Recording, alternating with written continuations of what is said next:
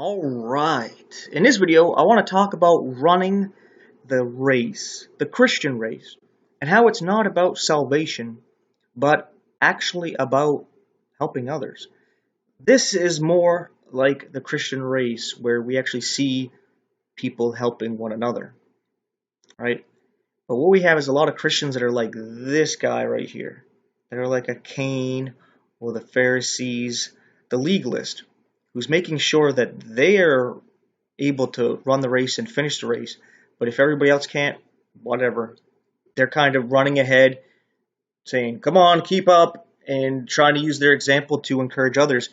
But they're not going to stop themselves and even hinder themselves in any way to make sure others can get over the obstacles and to finish the race. Right? It's like what Jesus actually said about the Pharisees, that they would place a large burden upon the people, but they wouldn't even lift a finger to help them carry it. That's how a lot of Christians are right there. Right? Going off ahead, and then when things are getting tougher, it's like, oh, well, they should have been able to keep up. Right? And what got me into this video was actually reading this verse right here. It says, "Ye did run well. Who did hinder you? They should not obey the truth." There was actually a lot in that one sentence.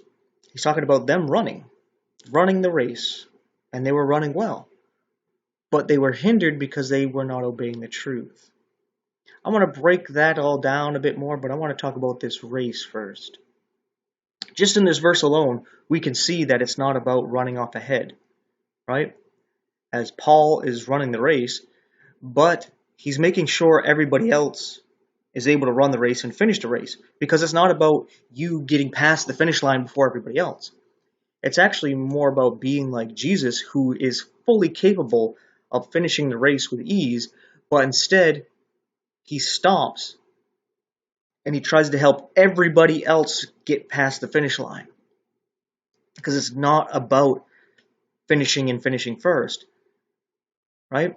It's about as long as you finish. So if anybody will accept his help, he will help them finish, right? Then he'll pass the finish line. When everybody else has refused his help and they're stumbling and they're passing out and just laying down on the side and they won't accept his help, he's like, all right, nobody else will. Then he'll cross, right? But till then, he's staying back. He's not like these Pharisees and these legalists here running off ahead, telling everybody else to do the same thing, right? And the thing is that a lot of these Pharisees, what's going to end up happening is ultimately what is going to happen. They're not going to make it, right? They're going to fail, even if it's close to the end. And they're not going to receive help because they've been refusing to help others this whole time. I'm not saying God will not give them any mercy or grace and offer them help, but they had this pride and this arrogance for so long that chances are they're going to refuse that help, thinking that they're going to be able to get across it or something. But then time's going to be up. And they didn't do it. But anyway, let's actually get into the scriptures here. In 1 Corinthians chapter 9, it says here at verse 24, "Know ye not that they which run in a race run all, but one receiveth the prize? So run that ye may obtain, and every man that striveth for the mastery is temperate in all things. Now they do it to obtain a corruptible crown, but we an incorruptible.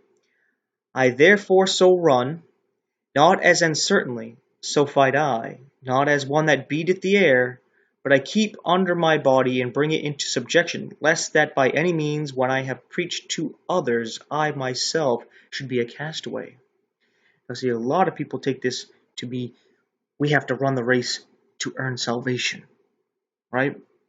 And we got to bring our body into subjection to the law of God. And if we don't, we'll be a castaway, we'll be a reprobate, and we'll be lost. But that is not the case. That actually breeds selfishness. That mindset there, where I have to run the race, I got to make sure I make it, you turn into this, right? Right here. Very self-centered. That's what that mindset will end up doing to you.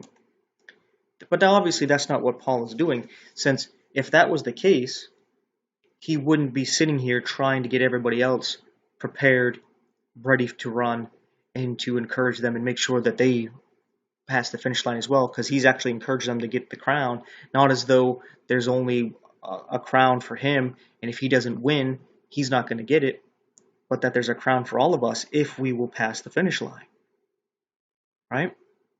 But the thing is, even if you don't pass the finish line, that does not mean you are lost,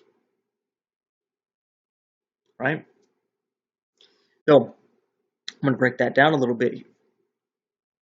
In chapter 9 here, just going back one paragraph, we see that Paul is talking about being as a Jew to the Jews. He would be under the law, even though we're not under the law, we're under grace. But he would go under the law to be with them and to influence them and give them the gospel. But to those without law, he was without law, but not as if though he wasn't under the law of Christ, right? So he's basically saying he would go out to the Gentiles and be like a Gentile. That since he wasn't going to be under the law of the Jews, the law of Moses, but he's still under the law of Christ, and that he's not going to be going out there and fornicating, stealing, and murdering, and other such things. He's still going to be keeping the spirit of the law, but not the letter of the law to reach those without law. So to going out to the Gentiles, he wouldn't be doing such thing as eating kosher, keeping the seventh-day Sabbath. He was without law with them, but still under the law of Christ. And this is something I've gotten into quite a bit about the letter of the law and the spirit of the law and other such things, so I won't get too much into it because I will talk about it a little bit when I get into Romans or whatnot. But for the most part, he's showing there that this running the race has nothing to do with you actually keeping the Ten Commandments and you being under the law and trying to earn your salvation. It's actually the complete opposite. As we go on here, going back to Galatians, where it talks about, ye did run well, who did hinder you? They should not obey the truth. What he's actually talking about here is the Galatians going after another gospel, going back under the law to try to be justified. When he was just telling them, Christ has become of no effect unto you, whosoever you are justified by the law. Ye are fallen from grace. Right? It says that anybody who is circumcised, he's a debtor to do the whole law. Saying that since we are not a debtor to do the whole law. He tells us to stand fast in the liberty wherewith Christ has made us free, and be not entangled again with the yoke of bondage, which is the law. Which he makes very clear over here in Galatians chapter 3, where he also says that you should not obey the truth. What is he talking about here? Well, he talks about the gospel right here, before whose eyes Jesus Christ hath been evidently set forth crucified among you. He goes on to ask them, received ye the Spirit by the works of the law, or by the hearing of faith? Are you so foolish, having begun in the Spirit, are ye now made perfect by the flesh? Equating to the law and being under the law, connecting it to the flesh. Verse 5, he therefore that ministereth to you the Spirit, and worketh miracles among you, doeth he it by the works of the law, or by the hearing of faith? Then he talks about how Abraham was accounted righteous by simply believing God, and that God, knowing that he was going to justify the Gentiles, the heathen, by faith, preached before the gospel unto Abraham, saying, in thee shall all nations be blessed. So they that be of faith are blessed with faithful Abraham. But he talks about those who are under the law are under the cursed. And the curse is that you have to do the whole law, like he was just saying in Galatians 5, about if you're circumcised, you're a debtor to do the whole law, implying that you're not a debtor to do the whole law, as he actually says here that Jesus has become a curse for us, right? because he hung upon the tree, as it is written, those who hung on the tree are cursed, and that the curse of the law is to actually have to do the whole law. So we've been set free from having to do that. So running the race is not about keeping the law and becoming sinless and perfect. That's not what it's about. And you'll see that as I go a bit more into this here. He even talks about here in Galatians chapter 2, where he preached the gospel onto them, which he preached amongst the Gentiles, but privately to the apostles, those who are of a reputation, lest by any means I should run or had run in vain. So we see here his running has to do with the gospel. And the gospel is that Jesus Christ died for your sins, your past, present, and future sins, your whole life, the good and the bad. He took it and he nailed it to the cross. Your selfish mortal life that's going to end sooner or later, he took it and he died on your behalf so that you can have his perfect, righteous, immortal life. He offered you a trade, right? That's the gospel. That's the good news, that you're not under the burden of the law and trying to save yourself. God saved you. You just got to accept that free gift by faith, by just believing and trusting God that he's for you and not against you. That's what Paul is preaching, right? And then he talks about Titus, who was a Greek, was not compelled to be circumcised or compelled to be under the law. He talks about the liberty that we have in Christ and how that these people came to want us to bring us into subjection under the law. And what he's talking about is Acts chapter 15, where there's people who wanted everybody to be circumcised and to keep the law of Moses, but they were like, no, the gospel is that we are saved by faith. And the Gentiles should not be brought under this burden that nobody could carry. Right? Again, applying the yoke of everybody being burdened with to the law of trying to save themselves that Jesus set us free from when we read the end of Matthew 11. When you come to him and he gives rest unto your soul, not your physical body.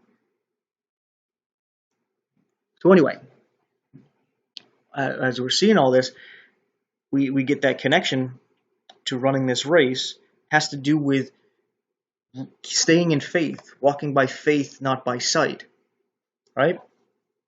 And that's what you're to go by. You need to stick by that faith, and there's so often that Christians want to go under the law in different ways, even if it's something like with the Seventh-day Adventists, which is basically a promotion of keeping the seventh-day Sabbath, or with Catholicism and their ritual laws that they got. Christians like this because you're not walking by faith anymore, you're walking by sight. Like I am actually doing something that I can actually have that is tangible and that I can show other people to prove that I'm close to God and that I'm saved, right? And they can quench their conscience by this and help them sleep at night, but they have to keep doing it because it doesn't actually give them that actual true love, joy, and peace that the Spirit of God gives you when you believe the gospel. So they're stuck under that burden, right?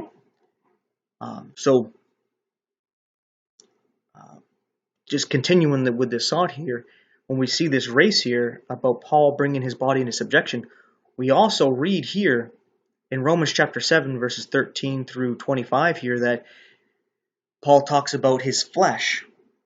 His carnal nature has nothing good in it, and that it actually gets him to not do the things that he wants to do and to do the things he doesn't want to do. And he says when it brings him into sin,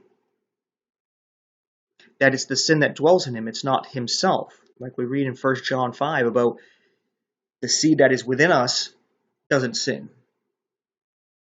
But we obviously sin, as John talks about in chapter 1 and 2, that if we sin, we can come to Jesus and be cleansed in his blood. Obviously we do sin in the flesh, as Paul talks about here and as John talks about. But there's something else. Our soul has been circumcised by from the flesh when we believe, and it's no longer capable of sinning. Our life is hid with Christ. Everything that we're actually experiencing in our lives is what Jesus died for already.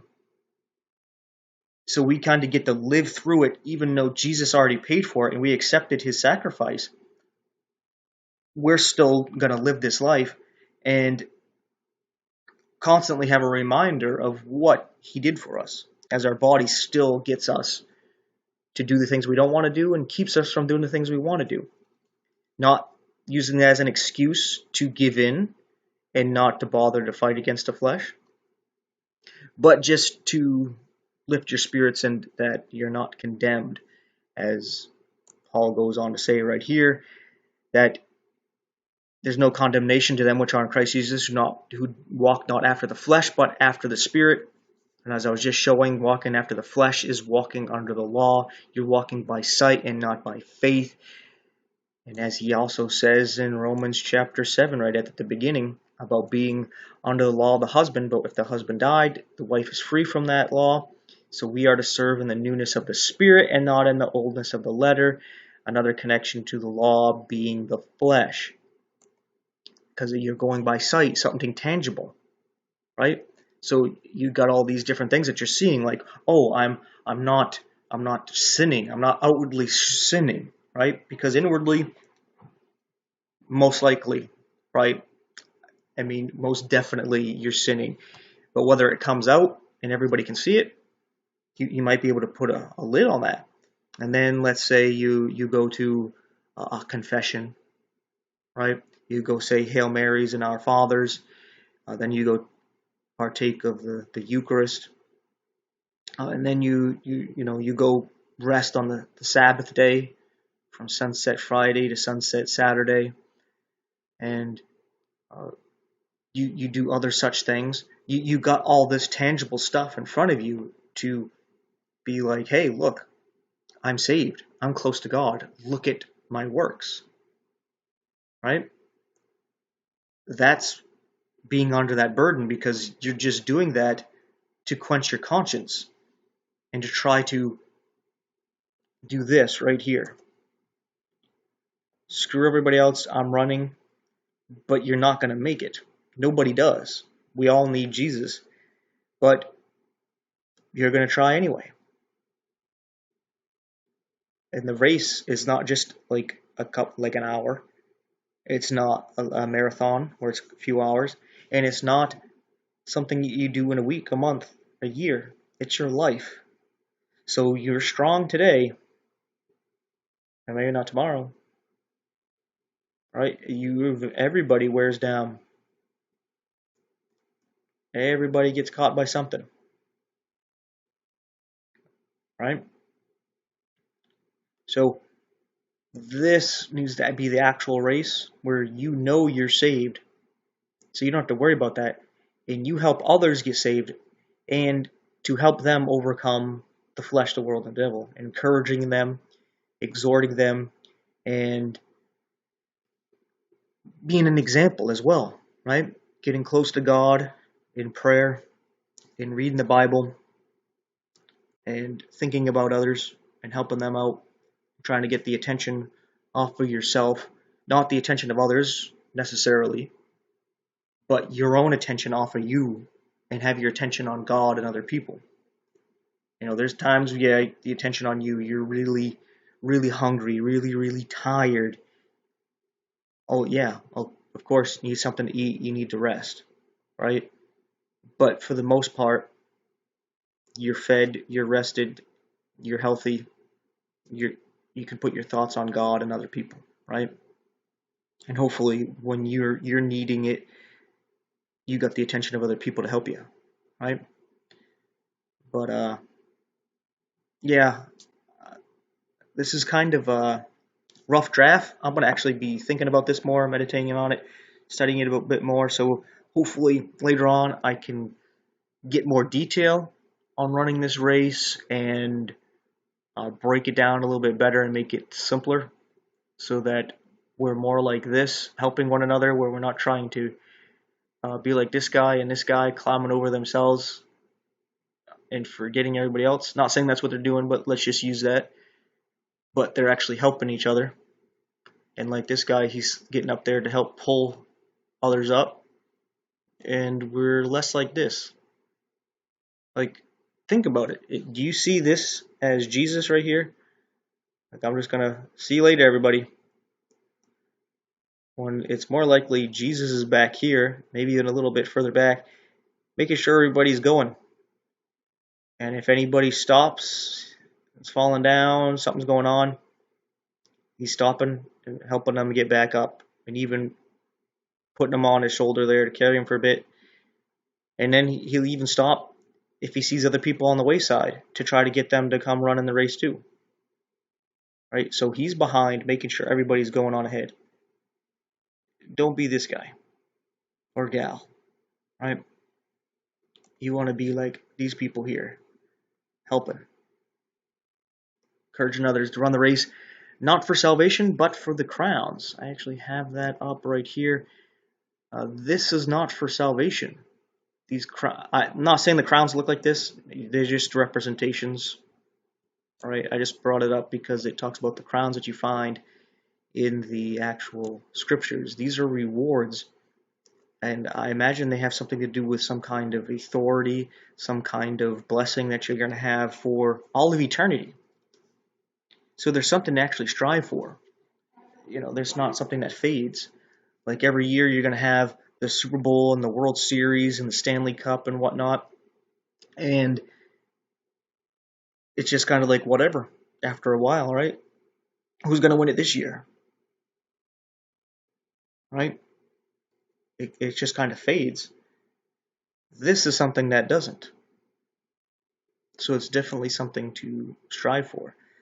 And again, you don't have to have a crown to be saved. The crowns are given to those who are already saved because they ran the race, right? And I just want to bring this up because the finish line is just ahead. So get at it, right? Thanks for watching and take care.